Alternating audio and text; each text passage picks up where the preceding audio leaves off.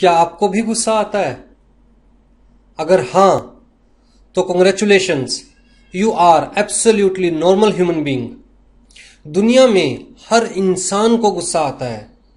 गुस्सा सिर्फ एक इमोशन है। हम लोग तो आम इंसान हैं। गुस्सा तो महापुरुषों को, साधुओं को, संतों को, मुनियों को, यहां तक कि देवी देवताओं को और भगवान को भी आता है।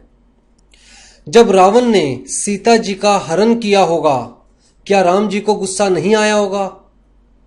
जब कृष्ण जी ने कंस का वध किया होगा, तो क्या कृष्ण जी को गुस्सा नहीं आया होगा?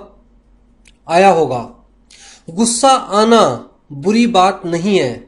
बुरा है गुस्से को मैनेज न कर पाना।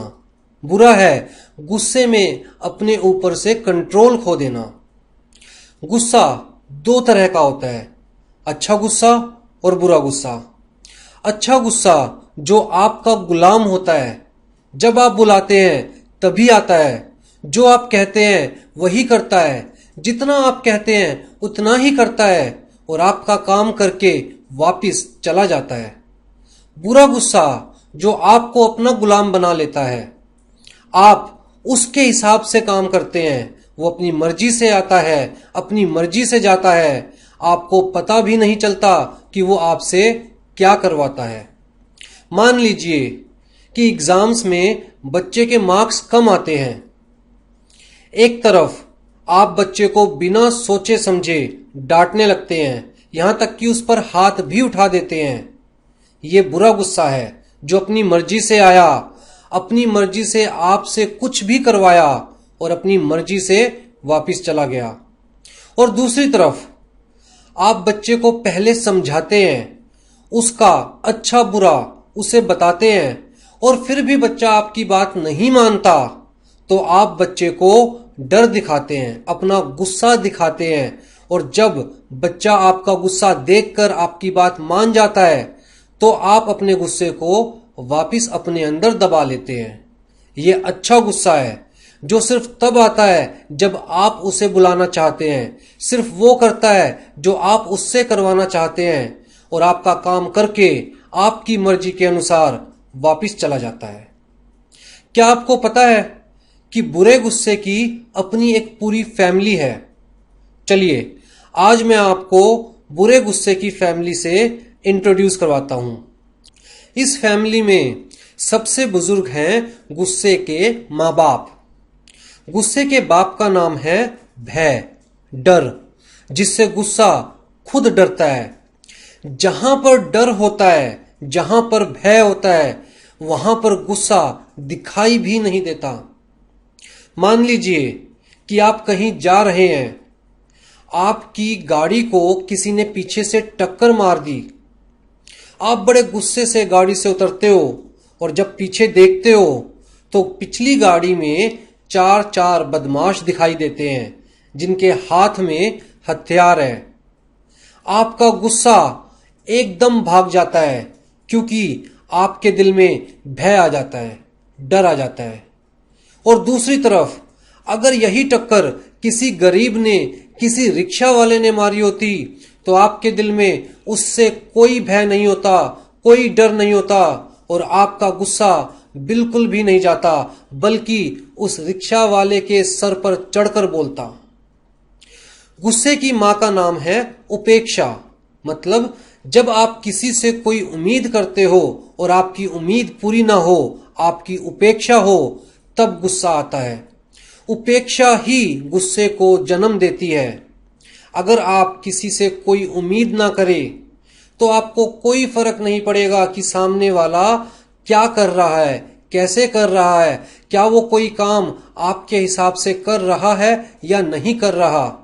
और जब आपको किसी से अपेक्षा नहीं होगी, तो आपकी उपेक्षा भी नहीं होगी, और जब उपेक्षा नहीं होगी तो गुस्से का जन्म भी नहीं होगा। गुस्से की पत्नी का नाम है हिंसा, जो अक्सर गुस्से के पीछे छुपी रहती है। जब तक उसके ससुर जी सामने रहते हैं, तब तक वो सामने नहीं आती। मतलब जब तक भय, डर सामने रहता है, तब तक हिंसा सामने नहीं आती। लेकिन जैसे ही ससुर जी चले जाते हैं, जैसे ही भय चला जाता है, हिंसा बेशर्म होकर गुस्से का साथ देने के लिए आगे आ जाती है। जिद और अहंकार गुस्से के बहन भाई है। ये गुस्से के साथ साथ रहते हैं और गुस्से को बढ़ावा देते हैं। अगर हम अपनी जिद, अपना अहंकार अपने से दूर कर दे तो धीरे धीरे हमारा गुस्सा भी कम होता जाएगा और एक समय ऐसा आएगा जब हमारा गुस्सा खत्म हो जाएगा। गुस्से का एक बेटा भी है जिसका नाम है वैर, जो गुस्से से पैदा हुई हर समस्या को अपनी जायदाद समझता है। गुस्से के खत्म होने के बाद भी, गुस्से के मरने के बाद भी वैर उन सारी समस्याओं को लेकर चलता रहता है।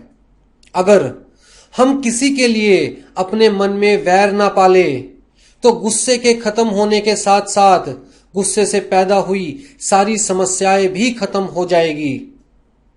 गुस्से की 4 बेटियां भी हैं जिनका नाम है निंदा, घृणा, चुगली, ईर्ष्या।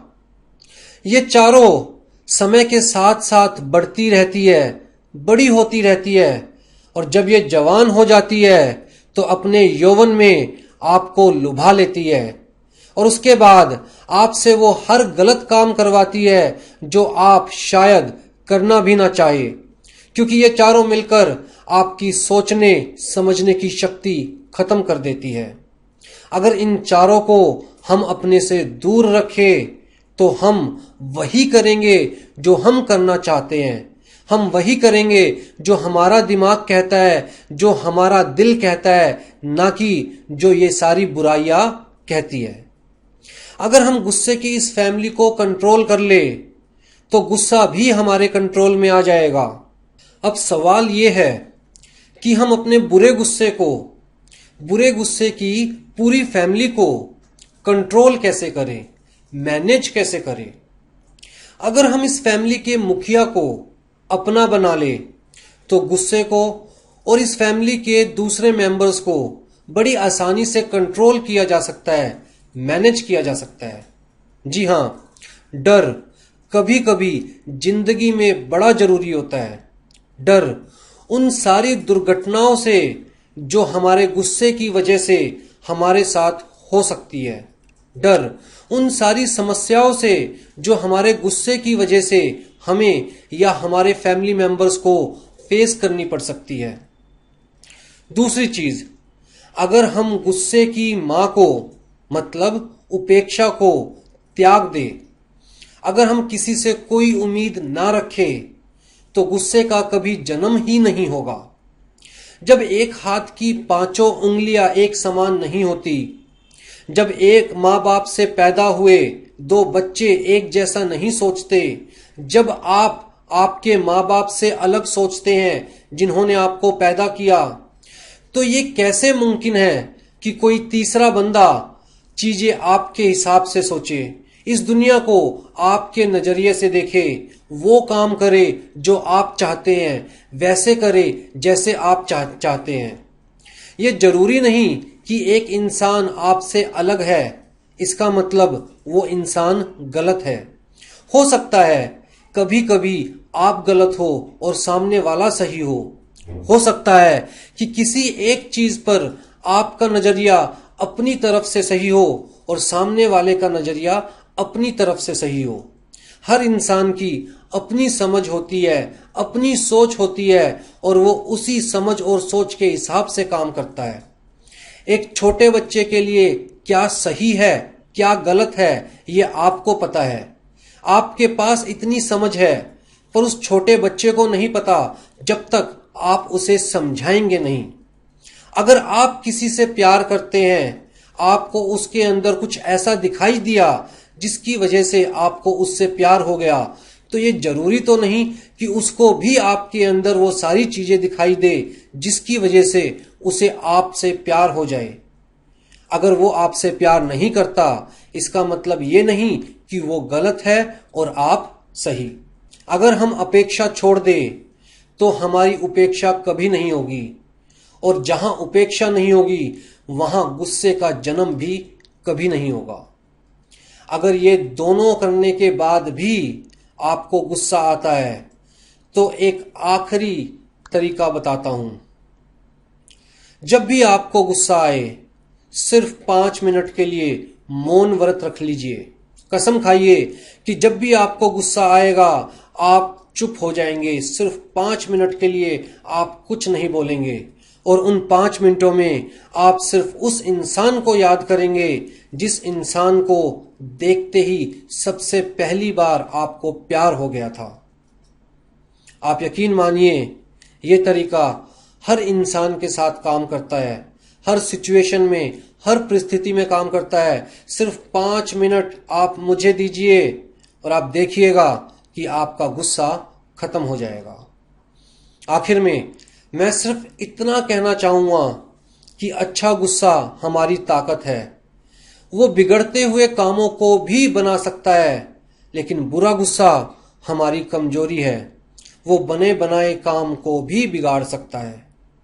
ये आपके हाथ में है कि आप अपनी जिंदगी में अपने गुस्से को कैसे मैनेज करते हैं, कैसे कंट्रोल करते हैं। लेकिन अगर गुस्से को कंट्रोल ना किया जाए, मैनेज ना किया जाए, तो सक्सेस दूर दूर से दिखाई देती है, पास नहीं आती। क्योंकि गुस्से से सक्सेस भी डरती है। गुस्सा और कुछ नहीं, एक आग की तरह है। अगर हम उसे सही तरह से यूज करेंगे, सही चीजों के लिए यूज करेंगे, तो उससे ज्यादा फायदेमंद कोई चीज नहीं है। लेकिन उसी आग को अगर हम खुद को नुकसान पहुंचाने के लिए यूज करेंगे या दूसरे को नुकसान पहुंचाने के लिए यूज करेंगे, तो उससे ज्यादा खतरनाक चीज दुनिया में कोई नहीं है। ये आपके हाथ में है कि आपको उस आग पर अपने लिए रोटी सेकनी है या आपको उस आग से अपना घर जलाना है। धन्यवाद।